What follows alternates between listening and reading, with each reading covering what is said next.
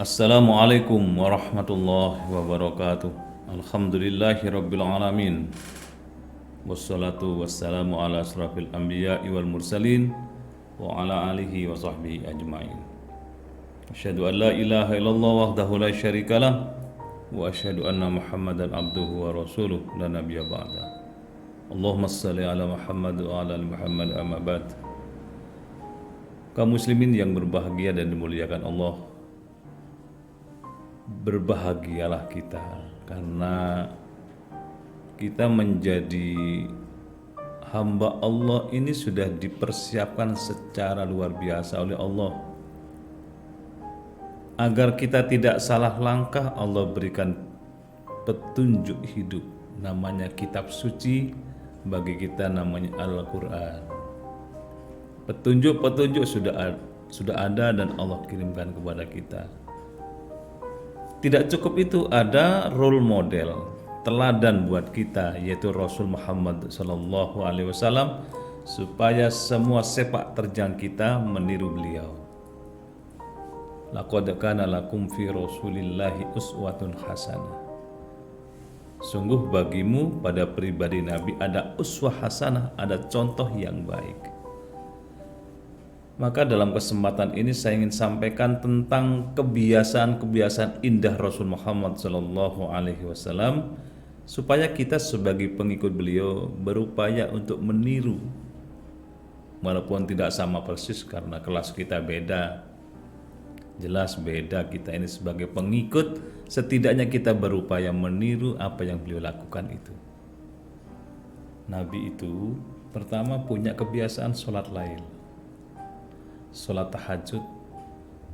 Dan sholat tahajud beliau itu seolah-olah bagi pribadi beliau itu wajib. Sehingga kalau pagi hari, malam hari karena capek perjalanan jauh Rasul tidak bangun, diganti pagi harinya. Kalau kita ya sunnah saja, kita jaga dengan baik supaya kita terus istiqomah. Kalau misalnya kita merasakan lezatnya salat lail itu sudah tumbuh di hati kita, maka otomatis kita akan berupaya untuk melakukan sebagaimana Rasul Muhammad SAW melakukannya secara istiqomah itu.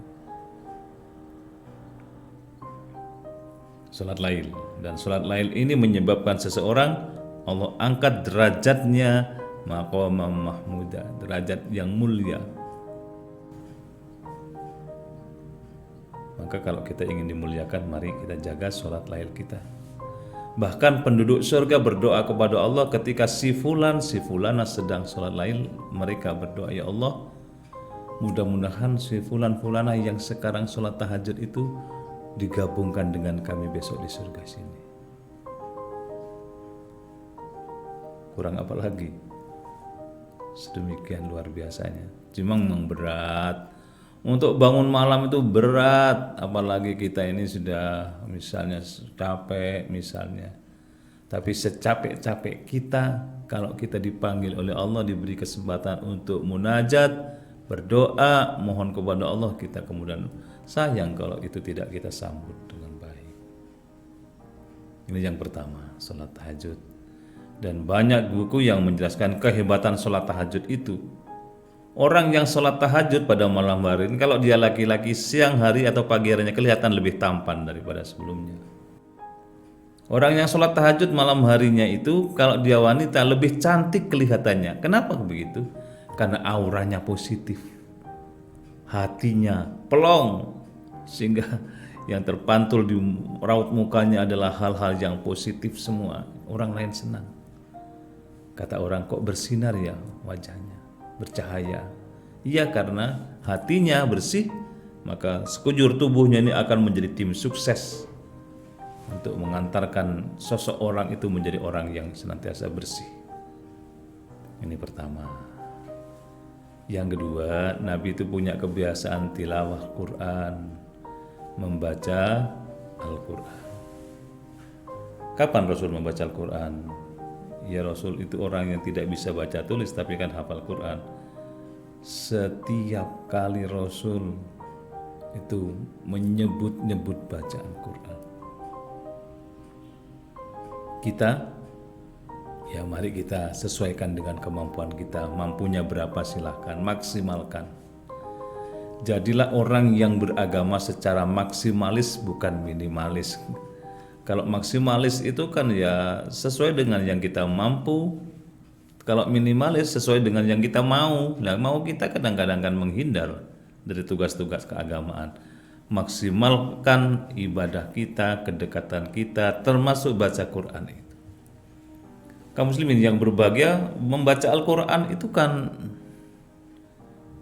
banyak itu yang disampaikan oleh Nabi, antara lain, jangan jadikan rumahmu seperti kuburan, yaitu rumah yang tidak pernah dibacakan Al-Quran. Rumah yang dibacakan Al-Quran, kata Nabi lagi, maka malaikat rahmah betah di rumah itu. Rumah yang baca Quran maka bersinar, nuwiru buyutakum bisolati wa qiraatil Quran. Hiasilah rumahmu dengan sholat dan bacaan Al-Quran. Dan orang yang membaca Al-Quran kapanpun pantas. Tengah malam pantas, rengeng-rengeng baca Quran. Menjelang subuh pantas banget, pagi juga pantas. Siang-siang sejuk ke batin, asar terus 24 jam ini rasanya pantas. Karena di dunia ini ada dua suara yang paling indah dan agung, yaitu suara adzan dan suara kumandang bacaan Al-Quran itu. Belum lagi dampak positifnya kepada jiwa kita. Orang yang senang membaca Quran, maka Quran itu akan merasa berhutang budi kepada kita, sehingga besok di akhirat akan datang kepada Allah mengusulkan tentang keselamatan diri kita karena kita suka membaca Al-Quran itu. Tilawah Quran kebiasaan Nabi, mari kita lakukan di mana saja, di tempat kerja boleh. Kalau kita hafal Quran surat pendek, ya itu aja yang dibaca dulu. Ya kalau sahabat-sahabat yang sudah hafal Al-Quran misalnya, ya tidak ada waktu tanpa rengeng-rengeng Al-Quran, karena memang sudah harus menjaga hafalannya itu. Yang ketiga, Nabi punya kebiasaan menjaga sholat berjamaah, khususnya selesai sholat tilawah Quran menjaga sholat subuhnya berjamaah. Ya tentu saja Rasul menjaga seluruh sholatnya 5 waktu itu secara berjamaah. Tapi dalam konteks ini kelanjutan dari sholat lail, kemudian tilawah Quran, kemudian sholat subuh berjamaah. Tapi sebenarnya hakikatnya seluruh sholat itu dijaga oleh Rasul untuk terus sholat jamaah. Orang yang sholat jamaah itu dapat beberapa keutamaan. Pertama, jumlah yang didapat kebaikannya lebih banyak. Yang kedua, kalau dia tidak khusyuk, maka jamaah yang lain yang lebih khusyuk menutup kekurangan kita yang tidak khusyuk itu. Orang yang sholat jamaah itu akan menjadikan mereka terbentuk kerukunan, kebersamaan, karena terbiasa rapat dan luruskan. Artinya kita harus rapat dalam hidup dengan teman tetangga dan lain-lain. Dan luruskan itu kita harus senantiasa meluruskan hidup ini, saling mendoakan satu dengan yang lain. Itulah antara lain sholat jamaah. Dalam sholat jamaah itu kita lakukan sebagaimana Rasul Muhammad SAW dengan penuh ketenangan, tidak gerusa-gerusu, tidak keburu-buru, tenang, tumaknina gerakan-gerakannya, sehingga merasakan ketika kita ruku, merasakan bahwa kita rukunya dengan bacaan yang kita baca dengan tenang, subhana rabbil azim wa bihamdi 3 kali, sujud subhana rabbil a'la wa bihamdi 3 kali. Begitu seterusnya, ada ketenangan batin, dan ketenangan itu melatih diri kita menjadi orang yang biasa hidup dengan tenang. Ini yang ketiga. Kemudian yang keempat, kebiasaan Nabi yang indah itu, kalau pagi hari Nabi sholat duha. Sholat duha bisa 2 rakaat, bisa 4, 6, kalau Nabi 8. Untuk apa? Ya, sholat duha itu minta rezeki kepada Allah, rezeki kesehatan, rezeki kelancaran hidup, keberhasilan di dalam ikhtiar, dan seterusnya semua rezeki. Misalnya juga kita mendapatkan ketenangan dalam hidup, ini kan rezeki dari Allah. Dan sholat duha itu istilahnya jojoh pintu langit supaya Allah gerojokkan rezeki kepada kita. Jadi sholat duha itu walaupun kelihatannya sederhana, luar biasa pengaruhnya buat kita. Coba kita lihat orang-orang sukses itu, mereka ahli sholat duha. Orang-orang sukses itu senantiasa memperbanyak sholat duhanya. Allah dinomor 1kan pagi hari. Saya pernah mendengar ketika Sandiaga Uno akan datang ke salah satu acara, ingatkan kepada anaknya, ayo sholat duha dulu, Allah nomor 1 dalam hidup kita. Ini sholat duha sebagaimana Rasul menjaga betul sholat duhanya itu, walaupun tidak wajib. Baru yang kelima, Nabi punya kebiasaan, yaitu kalau pagi beliau tanya, saya hari ini akan berbuat baik apa kepada orang lain? Berbuat baik apa kepada orang lain? Ya, berbuat baik melalui pikiran, ucapan kita, perilaku kita. Yang penting berbuat baiklah kepada orang lain. Khairun nas anfa'uhum linnas. Sebaik-baik manusia adalah mereka yang manfaat buat sesama manusia. Berbuat baiklah. Maka saya sering kepada ibu-ibu dalam pengajian-pengajian rutin, saya ingatkan, ibu-ibu kalau berbelanja itu jangan suka berbelit-belit dalam tawar-menawar sayur misalnya. Berapa ini? 5.000, nggak boleh 1.000 misalnya, itu kan berbelit-belit. Ya biasakan, atau sekali-kali ibu langsung, berapa ini 5.000 bungkus, saya bayar 5.000. Kalau jenengan kepingin menjadi orang yang mulia, membahagiakan orang pagi hari, berapa nih ibu? 5.000, boleh saya beli 6.000? Kok 6.000 sih bu, 5.000? Yang 1.000 sedekah saya. Itu kan indah. Berbuat baik apa kepada orang lain, sebagaimana Rasul berbuat baik kepada orang lain. Dan Nabi kalau keluar dari rumahnya ditanya, pesan kepada istrinya, kalau ada orang tanya nyari aku, katakan aku berada di tengah-tengah orang fakir miskin. Ini yang kelima. Berbuat baiklah kepada sesama dalam bentuk apapun, supaya kita menjadi orang yang dirindukan oleh kehidupan ini, dan sejarah mencatat kita sebagai orang yang luar biasa.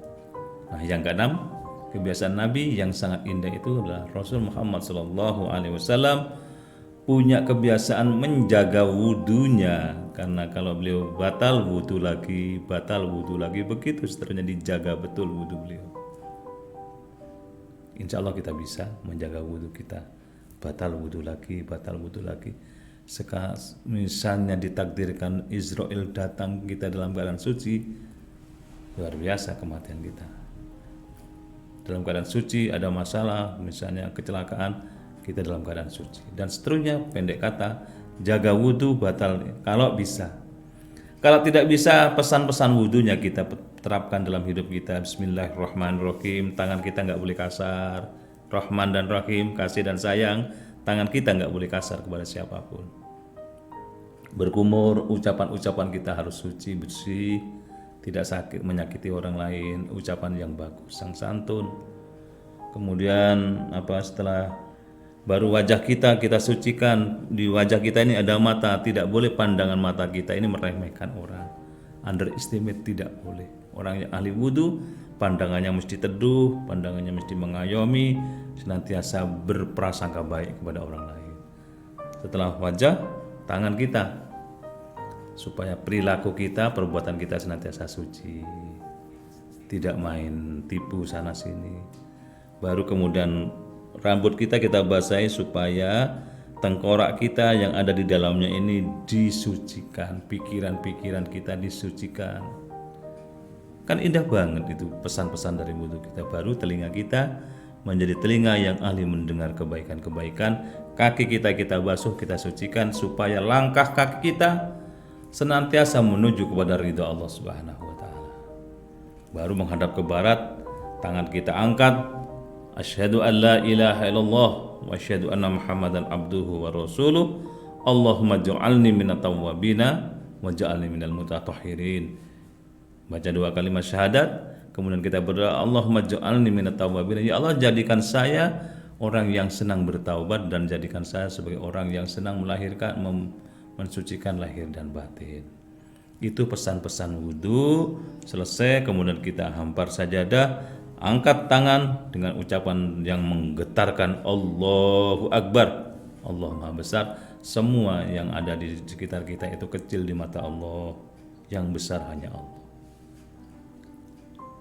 Nah, yang ketujuh itu yang keenam. Batal wudu lagi, batal wudu lagi. Yang ketujuh, Rasul punya kebiasaan menjaga hatinya supaya ngeklik. Apa ngeklik itu ya? Connect dengan Allah Subhanahu wa taala, senantiasa connect dengan Allah. Melihat segala sesuatu ingat Allah. Melihat orang lain ingat kepada Allah. Berdoa kepada Allah, salat menghadap kepada Allah. Semua Allah, Allah, Allah. Wala tamutunna illa wa antum muslimun. Jangan sekali-kali kau mati kecuali dalam keadaan berserah diri kepada Allah. Di situ letaknya keindahan perilaku Nabi, mulai dari tahajud, tilawah Quran, sholat jamaah, pagi hari sholat duha, berbuat baik apa pada orang lain. Yang keenam, jaga wudunya. Yang ketujuh, menjaga hati supaya senantiasa connect dengan Allah Subhanahu wa taala. Mudah-mudahan kita semua menjadi pengikut setia Nabi Muhammad SAW, dan besok mudah-mudahan kita dipertemukan dengan beliau di surga Allah bersama dengan Nabi, bercengkerama santai bersama keluarga kita masing-masing, karena kebaikan yang kita lakukan meniru 7 hal yang dilakukan oleh Rasul itu secara istiqomah. Terima kasih, mudah-mudahan manfaat. Assalamualaikum warahmatullahi wabarakatuh.